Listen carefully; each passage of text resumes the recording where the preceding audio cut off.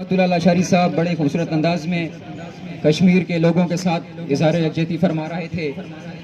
अगले मुकर्रिर को दावत दे रहा हूँ, हाफिज़ वक़ार अहमद साहब से मुल्तमिस हूँ कि वो आएँ और अपने इज़हार ख्यालात फरमाएँ कश्मीर के मुसलमानों के लोगों के बारे में।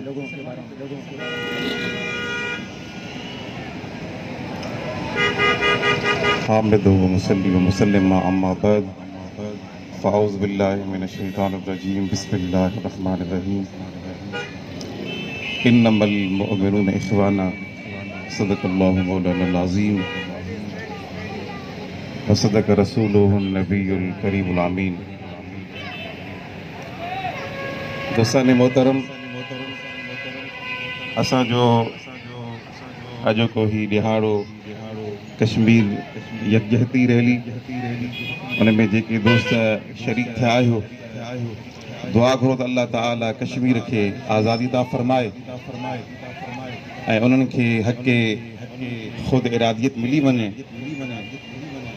ऐं असां हिते गॾु इन जे करे थिया आहियूं जो अल्लाह जो क़ुरान थो फरमाए इन्नमल मुअमिनूना इख़वाना, बेशक मुसलमान पाण में भाइर आहिनि। ऐं अल्लाह जी रसूल सल्लल्लाहु तआला अलैहि वसल्लम जन इरशाद फरमायो